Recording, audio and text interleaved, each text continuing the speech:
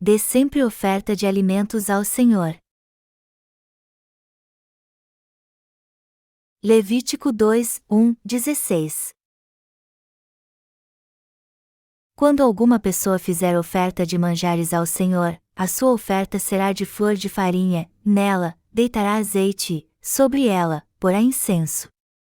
Levá-la aos filhos de Arão, os sacerdotes, um dos quais tomará dela um punhado da flor de farinha e do seu azeite com todo o seu incenso e os queimará como porção memorial sobre o altar, é a oferta queimada, de aroma agradável ao Senhor.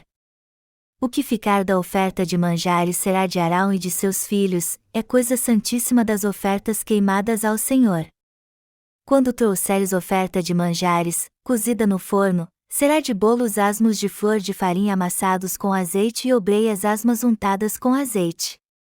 Se a tua oferta for de manjares cozida na assadeira, será de flor de farinha sem fermento amassada com azeite. Em pedaços a partirás e, sobre ela, deitarás azeite, é a oferta de manjares. Se a tua oferta for de manjares de frigideira, far-se-á de flor de farinha com azeite. E a oferta de manjares, que daquilo se fará, trarás ao Senhor, será apresentada ao sacerdote, o qual a levará ao altar. Da oferta de manjares tomará o sacerdote a porção memorial e a queimará sobre o altar, é a oferta queimada, de aroma agradável ao Senhor. O que ficar da oferta de manjares será de Arão e de seus filhos, é coisa santíssima das ofertas queimadas ao Senhor. Nenhuma oferta de manjares, que fizerdes ao Senhor, se fará com fermento, porque de nenhum fermento e de mel nenhum queimareis por oferta ao Senhor. Deles, trareis ao Senhor por oferta das primícias, e todavia, não se porão sobre o altar como aroma agradável. Toda oferta dos teus manjares temperarás com sal, a tua oferta de manjares não deixarás faltar o sal da aliança do teu Deus, em todas as tuas ofertas aplicarás sal. Se trouxeres ao Senhor oferta de manjares das primícias, farás a oferta de manjares das tuas primícias de espigas verdes, tostadas ao fogo, isto é, os grãos esmagados de espigas verdes. Deitarás azeite sobre ela e, por cima, lhe porás incenso, é a oferta de manjares. Assim, o sacerdote queimará a porção memorial dos grãos de espigas esmagados e do azeite, com todo o incenso, é a oferta queimada ao Senhor. O que é a oferta de alimentos? Sejam todos bem-vindos. Hoje eu quero pregar sobre o que a palavra de Deus diz da oferta de alimentos. Esta era uma oferta onde não era derramado sangue, pois era feita com flor de farinha e outras ofertas. Espiritualmente falando, podemos dizer que a flor de farinha se refere a uma oferta de dedicação que fazemos a Deus. Depois que ofertas queimadas, ofertas de paz e ofertas pelo pecado eram oferecidas a Deus, oferecia-se a oferta de alimentos, que consistia da primeira colheita de grãos misturada com incenso, sal e azeite. Por isso que era chamada oferta de alimentos. E o povo de Israel dava esta oferta a Deus com outras ofertas de sacrifício. Os grãos oferecidos tinham um sentido espiritual muito importante. E quando os justos oferecem a Deus tal oferta, seu sentido espiritual se torna mais importante ainda. E este sentido é que oferecêssemos nosso corpo e coração a Deus pela fé, já que fomos salvos e nos tornamos justos crendo na justiça de Deus. No entanto, o Senhor nos instruiu que jamais deveríamos adicionar fermento ou mal à oferta de alimentos. Vamos ler agora Levítico 2:11. Nenhuma oferta de manjares, que fizerdes ao Senhor, se fará com fermento, porque de nenhum fermento e de mel nenhum queimareis por oferta ao Senhor. Isso significa que agora que fomos salvos dos pecados do mundo e nos tornamos filhos de Deus crendo no Evangelho da água e do Espírito, nada mais natural do que nos dedicarmos para servirmos a justiça de Deus e servirmos a Deus por seu amor. Esta é a razão de crermos que devemos oferecer nosso corpo e coração por todos neste mundo que ainda não creem no Evangelho da água e do Espírito e estão perecendo por não serem filhos de Deus. Melhor dizendo, oferecemos nosso corpo para servirmos ao Evangelho do Senhor para que todos possam ouvi-lo. A oferta de alimentos descrita no texto bíblico deste capítulo se refere justamente a esta oferta, que fazemos quando servimos ao precioso Evangelho do Senhor. Por isso que Deus proibiu adicionar fermento e mel à oferta de alimentos. Qual é o sentido espiritual do fermento e do mel então? O fermento faz a massa crescer quando adicionado a ela, e o mel dá um sabor doce ao pão. Sabemos disso muito bem porque comemos pão quase todos os dias e usamos mel para adoçar alguns alimentos. Mas o que Deus está dizendo a nós, que vivemos pela fé, é que devemos evitar ou nos abster de tais coisas, espiritualmente falando.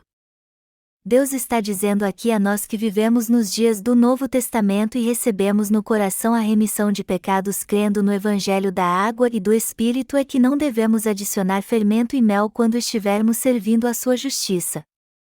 Espiritualmente falando, não adicionar fermento e mel significa que não devemos viver pelos desejos da carne ou o que eles nos ensinam. Em outras palavras, Deus está dizendo que devemos fazer a obra do Senhor para nossa própria glória. Ao contrário, temos que fazer sua obra para exaltar sua justiça apenas, e nunca para nos gloriarmos com isso. Por esta razão Deus disse que devemos dar oferta de alimento somente com flor de farinha, azeite, sal e incenso. Eu espero que você entenda bem o sentido espiritual disso. Estamos servindo ao Evangelho da água e do Espírito porque cremos neste Evangelho realmente, e oferecemos oferta de alimentos para pregá-lo a todos. E fazemos isso porque estamos servindo à justiça de Deus. Já que o Senhor nos amou e salvou de todos os nossos pecados, estamos servindo ao Evangelho porque somos gratos a Ele de coração por isso. E Ele nos disse que não devemos orar para nos mostrar aos outros. Se alguém deseja elevar seu ego e satisfazer seus desejos carnais, ele não está oferecendo uma legítima oferta de alimentos a Deus. O Senhor disse que não deveríamos adicionar fermento e mel à oferta de alimentos, e isso significa que não devemos levar uma vida carnal. Servir a Deus, melhor dizendo, não é algo que devemos fazer como se fosse um hobby. Sabemos que estamos fazendo a obra espiritual de Deus porque Ele nos amou primeiro e, acima de tudo, nos salvou de todos os nossos pecados com o Evangelho da água e do Espírito. Então, a oferta espiritual da fé é algo indispensável a todos nós que cremos na justiça de Deus. Por isso que devemos suportar todo o sacrifício que fazemos para dar nossas ofertas a Deus, inclusive a oferta de alimentos. Em outras palavras, se quisermos dar uma oferta que agrada a Deus, temos que nos dedicar totalmente de corpo, alma e coração a tudo o que fazemos, a fim de que possamos pregar o Evangelho da água e do Espírito do Senhor. Deus disse que quando oferecêssemos uma oferta queimada a Ele, isso seria sua comida. Isso quer dizer que Ele se agrada de todos que creem no Evangelho da água e do Espírito, ensinam este Evangelho e o pregam para reconciliar com Ele aqueles que são inimigos dele por causa dos seus pecados. A comida de Deus está na pregação do Evangelho da água e do Espírito, não em nosso próprio sacrifício. E o mesmo vale para a oferta de alimentos.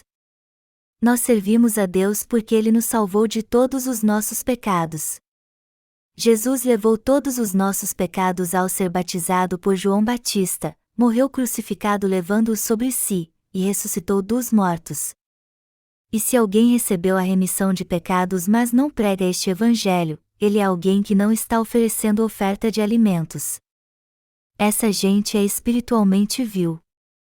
Na verdade, todos que não dão uma oferta de alimentos espiritual não estão com Deus. Por isso que é imprescindível que todos nós sejamos um só com a justiça do Senhor e sirvamos a ela. Mas para fazer isso, não devemos procurar estabelecer nossa própria justiça, e sim servir a justiça do Senhor apenas e de coração. Este é o tipo de devoção que mostra quando alguém está realmente ligado ao Senhor de coração. Todos nós que cremos no Evangelho da água e do Espírito temos que ser um só com o Senhor em nossa vida espiritual. Nada mais justo do que aqueles que receberam a remissão de pecados procurarem viver pela fé sendo um só com Deus, dando ofertas de alimentos.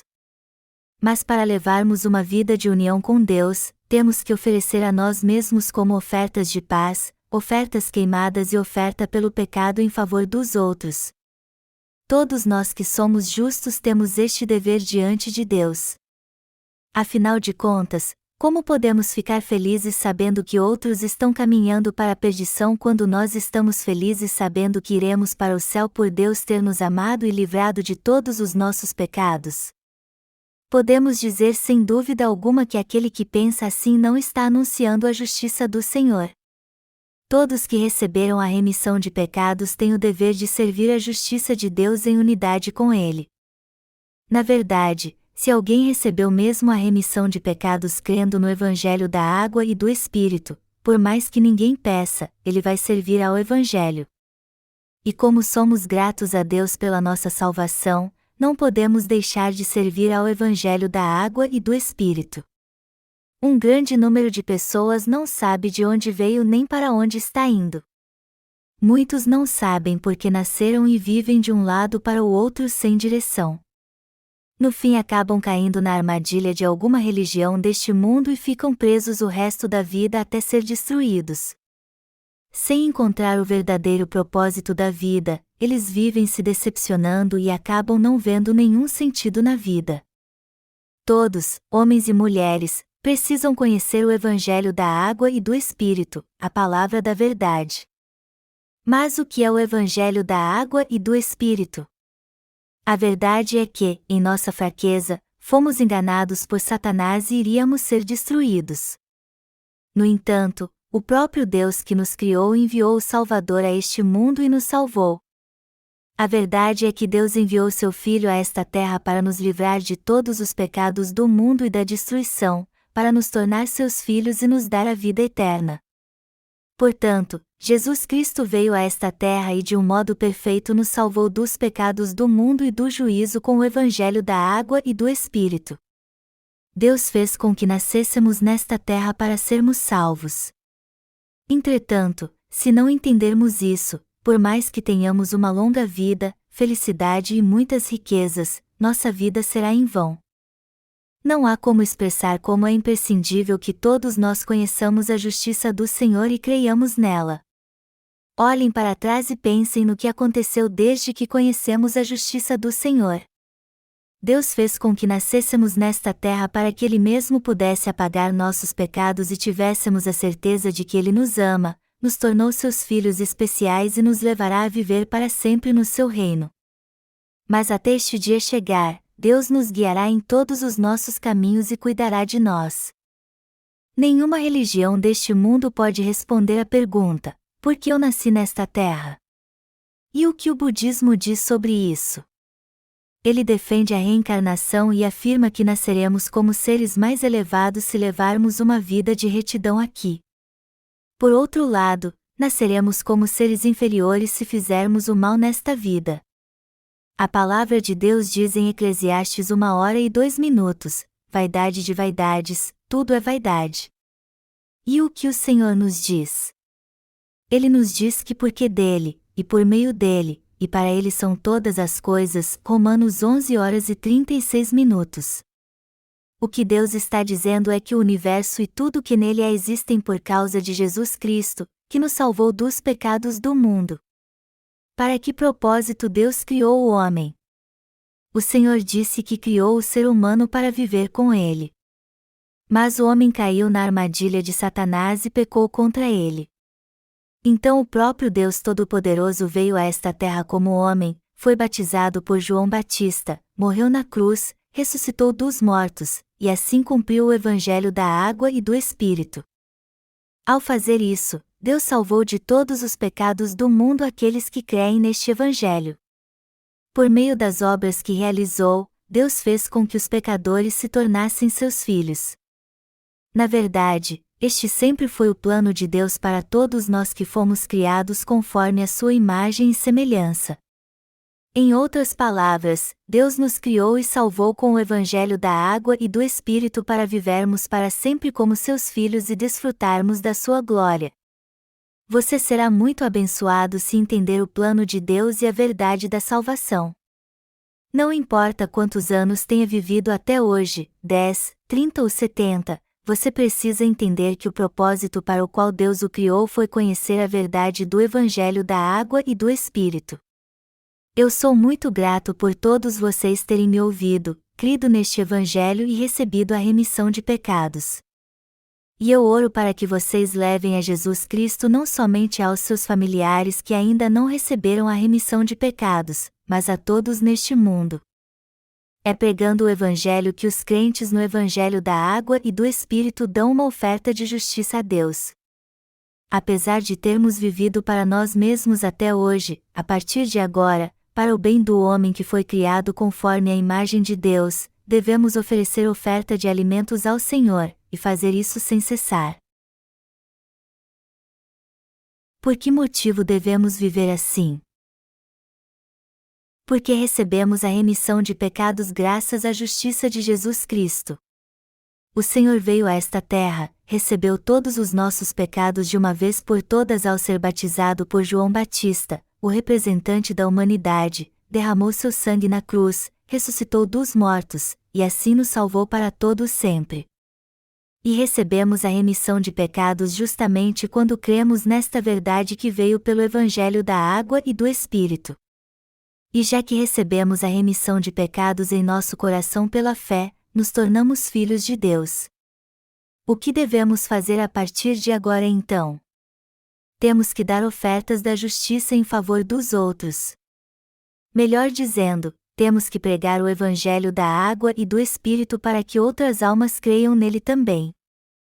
Por outras palavras, temos de pregar o Evangelho da Água e do Espírito a outras almas para que elas também creiam. No entanto, você está pensando, como posso fazer a obra de Deus eficazmente quando já estou tão ocupado com a minha própria vida? Pode ser que você concorde que, embora seja bastante difícil para você realizar a obra de Deus devido às suas circunstâncias, a Igreja de Deus existe nesta terra, e nesta igreja você encontrará os servos de Deus. Há muitas maneiras de participar na obra de Deus. Você pode fazer contribuições financeiras regulares, pode orar por ela ou pode oferecer o seu tempo. A obra de Deus não é difícil. Se você crê na justiça de Deus e obedece à sua vontade, então você é alguém que pode realizar a obra de Deus da melhor forma possível. Se você se alegra sempre que ouve a palavra da justiça de Deus, eu o aconselho a pensar nas almas, inclusive na sua. Veja como sua vida era difícil antes de conhecer Jesus Cristo, que veio pela água e pelo Espírito. Antes de encontrar a justiça de Deus, eu não tinha nenhuma esperança ou alegria.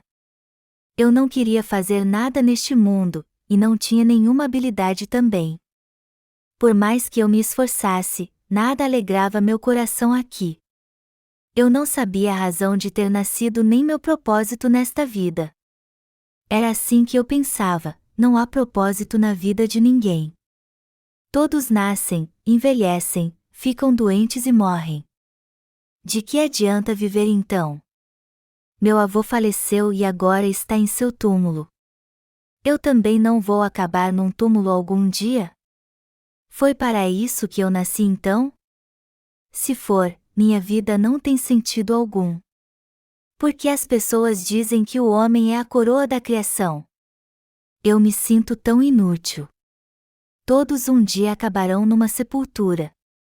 Jovens e adultos, homens e mulheres, todos um dia morrerão. Qual o propósito da vida então? Ela não é completamente sem sentido, e meus pensamentos eram muito confusos naquela época. Então, para descobrir o sentido da vida, eu procurei o budismo, e depois o cristianismo. Mas 10 anos se passaram antes de eu conhecer Jesus e entender a preciosa verdade da água e do Espírito na Palavra de Deus. Foi na Bíblia que eu conheci o Evangelho da água e do Espírito. E quando criei neste Evangelho, todos os pecados do meu coração sumiram. E daquele momento em diante, eu não precisei mais fazer orações de arrependimento. Isso foi meio estranho para mim a princípio. Eu não precisava me preocupar muito com minha vida e nem me esforçar para suprir minhas necessidades. Não havia muito a fazer. Já que tudo é obscuro quando nascemos, não sabemos o que fazer da vida. E isso acontecia comigo também. Mas quando encontrei o Evangelho da água e do Espírito, o Evangelho da remissão de pecados, e fui remido de todos eles, eu tive o entendimento perfeito do que deveria fazer nesta vida. Então eu passei a pensar assim: a vida não é fácil, mas se eu me esforçar um pouco, todas as minhas necessidades serão supridas. Isso não é grande coisa realmente. Eu quero pregar o Evangelho da água e do Espírito daqui por diante. E agora que os pecados do meu coração desapareceram, eu quero pregar este Evangelho a todos que não o conhecem. A partir daí então, sempre que encontrava alguém, eu começo a falar naturalmente e pregava o Evangelho da água e do Espírito sempre que tinha uma oportunidade. A maioria das pessoas para quem eu pregava este Evangelho se mostrava cética no começo, mas logo muitas delas começaram a se alegrar por conhecê-lo. Eu não conseguia parar de pregar o Evangelho da água e do Espírito. E ao mesmo tempo que fazia isso, eu edificava os novos convertidos. Ao longo deste processo, eu também procurava novas formas de sustento para o ministério do Evangelho. Eu tinha tomado a decisão de servir a Deus e aos outros. Os que creem no Evangelho da água e do Espírito estão trabalhando dia e noite para a justiça de Deus, a fim de que todos vocês sejam salvos do pecado. Há algum pastor aqui que vive para si mesmo? Até quando viajam os pastores que creem no Evangelho da água e do Espírito não vão com a congregação no veículo da igreja? Há algum pastor aqui que já comprou um carro luxuoso e disse orgulhoso: só eu posso dirigir meu carro, mais ninguém? Claro que não. Eu também sou pastor, e quando vejo nossos obreiros servindo fielmente à justiça de Deus, sejam homens ou mulheres, eu não tenho como deixar de respeitá-los. Será que eles poderiam fazer isso se estivessem vivendo para si mesmos? Veja por si mesmo. Eles não estão fazendo a obra de Deus dia e noite sem cessar? Não estão servindo a Deus e ao seu Evangelho fielmente? A princípio, dentre aqueles que estão servindo ao Evangelho da água e do Espírito, não tem ninguém fazendo isso em benefício próprio.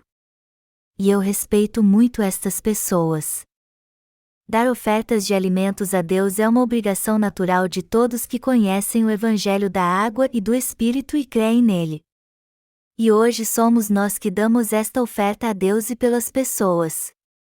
Melhor dizendo, estamos dando ofertas de justiça a Deus pelo bem daqueles que ainda não conhecem o Evangelho da água e do Espírito e não receberam a remissão de pecados. Assim como os verdadeiros sacerdotes cumpriam sua função na época do Antigo Testamento, nós que vivemos nos dias do Novo Testamento estamos fazendo a mesma coisa. Todos que creem no Evangelho da água e do Espírito estão dando ofertas por aqueles que ainda não conhecem o amor de Deus e o Evangelho da justiça. O que devemos fazer para Deus e para o bem do homem também?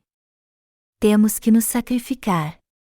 A oferta de alimentos era composta por flor de farinha e azeite, e este era aspergido sobre o altar de ofertas queimadas com sal e incenso. E quando a farinha misturada com sal, incenso e azeite era aspergida sobre o altar, subia uma fumaça com aroma suave. Isso significa que onde quer que o Evangelho da água e do Espírito seja pregado, é preciso fazer ofertas de alimentos. Em outras palavras, os verdadeiros obreiros que estão servindo ao Evangelho da água e do Espírito e apoiando o ministério do Evangelho precisam fazer esta obra. Por exemplo, quando está nevando durante o retiro de treinamento de discípulos, alguns irmãos espalham sal na estrada. Eles fazem isso pelos outros também, e não apenas para si mesmos. E todos nós devemos agir assim. Temos que oferecer oferta de alimentos a Deus em prol das outras almas. Nosso Senhor disse que se o grão de trigo, caindo na terra, não morrer, fica ele só, mas, se morrer, produz muito fruto. João 12h24. Se vivermos apenas para nós mesmos depois de conhecer o Evangelho da água e do Espírito e recebermos a remissão de pecados, não haverá por que ajudarmos os outros ou sermos ajudados por eles. Um grão de trigo produz muitos frutos quando cai na terra. Mas se ele não for enterrado, não servirá para nada. O que será de nós se isso acontecer conosco então? Continuaremos tendo uma alma vil mesmo depois de termos recebido a remissão de pecados. Se você crê na palavra do Evangelho da Água e do Espírito e que o Senhor tirou todos os seus pecados ao ser batizado no Rio Jordão, o Espírito Santo habita em seu coração então. Deus é o Deus da justiça, da misericórdia e da verdade. Ele é o bom Deus que usou de bondade com o homem, o abençoou e o salvou dos seus pecados. E como este com Deus habita no coração de todos que creem no Evangelho da Água e do Espírito, também somos capazes de fazer o bem às pessoas. Por isso que quem tem o Espírito Santo no coração não consegue deixar de fazer a obra da justiça. Sendo assim, se você recebeu mesmo a remissão de pecados crendo no Evangelho da Água e do Espírito, não há mais como viver para sua própria carne. Agora, se está vivendo para sua carne, então você tem um grande problema, pois isso indica que ainda não nasceu de novo como deveria. Podemos dizer que pessoas assim não conhecem a justiça de Deus nem o seu amor. Não fomos nós que amamos a Deus primeiro, mas Ele que nos amou assim. E já que recebemos a remissão de pecados de uma vez por todas pela fé, como podemos deixar de fazer tudo para apoiar este valioso ministério do Evangelho? Como podemos deixar de dar oferta de alimentos espirituais a Deus? Como podemos não nos sacrificar para que outros sejam salvos do pecado? Imagine se eu dissesse a vocês: não façam nada para servir ao Evangelho da Água e do Espírito. De agora em diante, não façam nada para levar as pessoas a receber a remissão de pecados. Vocês fariam o que estou mandando? Claro que não. O que vocês fariam se eu lhes impedisse de pregar o Evangelho da Água e do Espírito? Vocês não diriam: deixe-nos livre ou nos mate. Se você quiser nos impedir de pregar o Evangelho, é melhor que nos mate então. Muitos estão agonizando por causa dos seus pecados e nem sabem por que nasceram. Você terá que nos matar se quiser que paremos de pregar o lindo Evangelho da Água e do Espírito para estas pessoas miseráveis. Não tentem nos impedir então.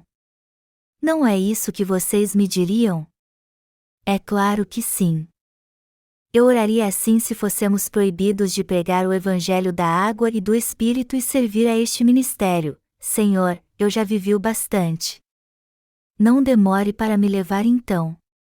Se não puder mais fazer esta obra boa e maravilhosa, se não puder fazer a obra da justiça, eu acabarei desperdiçando minha vida só comendo e dormindo.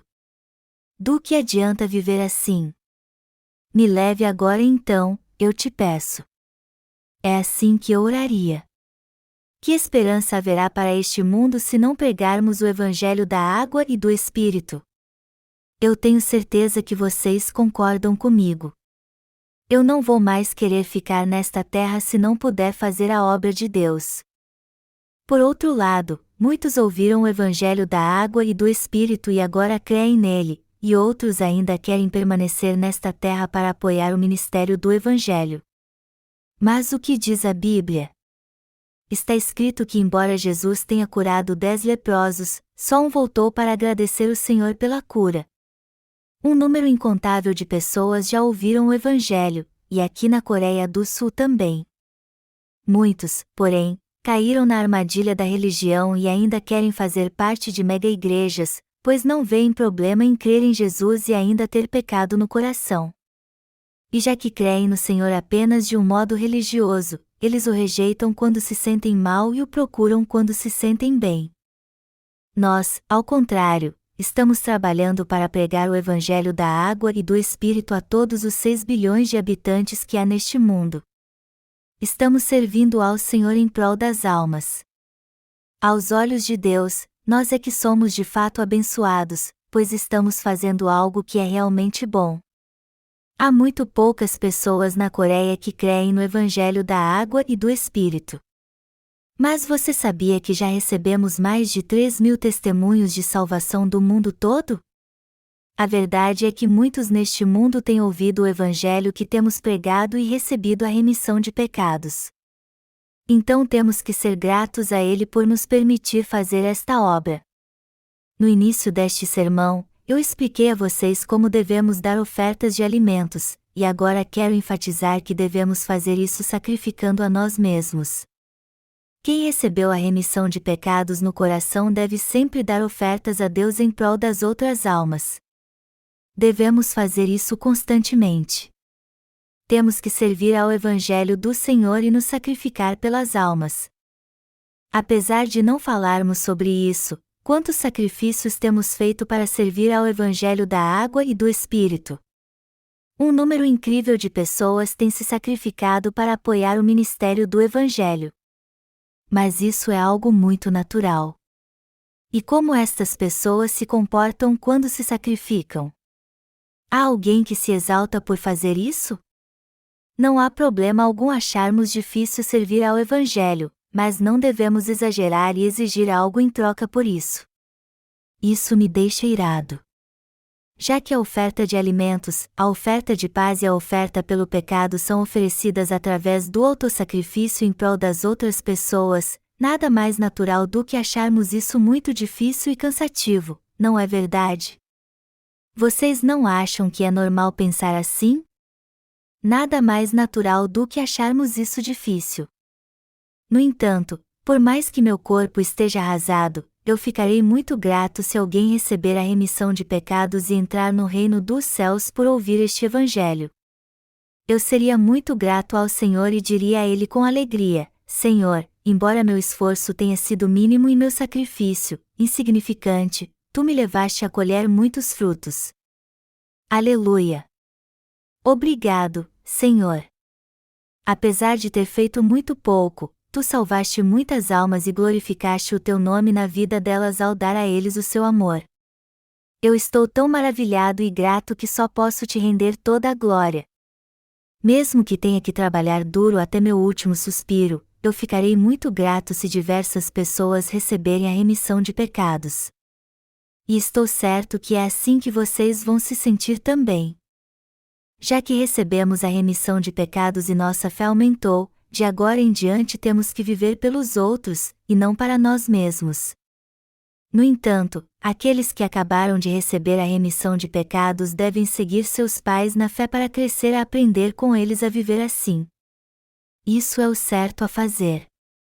Vocês não estão felizes e exultantes por poder servir ao Evangelho do Senhor? Eu estou tão feliz que me faltam as palavras. E estou certo que vocês estão felizes também. Eu sei que é difícil servir ao Evangelho, mas pelo menos nosso coração se alegra em fazer isso. E por causa da obra simples que estamos fazendo, muitos neste mundo estão sendo salvos. Isso nos mostra que Deus de fato está fazendo uma grande obra e nos abençoando com uma imensa recompensa. Eu sou muito grato a Deus. Agora eu quero dizer a vocês algumas palavras para exortá-los. Todos nós devemos servir ao Senhor fielmente e apoiar o ministério do Evangelho com todo o afinco. Todos estão trabalhando duro para servir ao Senhor, então será muito errado se alguém tentar se esquivar de fazer a obra de Deus e disser: chega! Eu não aguento mais fazer isso. Você pode ter me influenciado a fazer isso até aqui, mas agora chega. O Senhor já nos disse algo assim? Claro que não. Se Ele nos dissesse: eu vou tirar os pecados que vocês cometeram até hoje, mas vocês serão responsáveis pelos que cometerem de agora em diante. Vocês têm que me agradecer porque eu já fiz muito em tirar os pecados que vocês cometeram no passado, todos nós acabaríamos no inferno. Mas o Senhor é tão cheio de amor que não fez isso conosco. Jesus apagou todos os nossos pecados do passado, do presente e do futuro de uma vez por todas. Após completar 33 anos de vida nesta terra, Ele nos salvou de um modo perfeito ao ser batizado, derramando seu sangue na cruz e ressuscitando dos mortos. Foi isso o que o Senhor fez por nós. Então, nada mais natural que nos sacrificarmos para pregar o Evangelho da água e do Espírito. Esta é a obra que Deus confiou a nós, a tarefa que Ele nos confiou até a sua vinda. Eu desejo e oro para que Deus abençoe sua vida física e espiritual. Peço a Ele que proteja vocês aqui e no exterior, e os abençoe a todos. Se confiarmos ao Senhor tudo o que há em nós, nossas mãos, nossos pés, nossos lábios, e pregarmos Sua palavra com o mesmo amor que Ele teve por todos nós, Ele nos protegerá e nos dará muitas bênçãos para que sejamos usados como valiosos instrumentos Seus. Melhor dizendo, se fizermos a obra do Evangelho, o Senhor nos dará todas as suas bênçãos materiais e espirituais em todas as ocasiões. E temos feito tudo isso até hoje justamente porque Ele tem nos abençoado assim. Então eu oro ao nosso Deus que abençoe todos vocês e rendo a Ele toda a minha gratidão.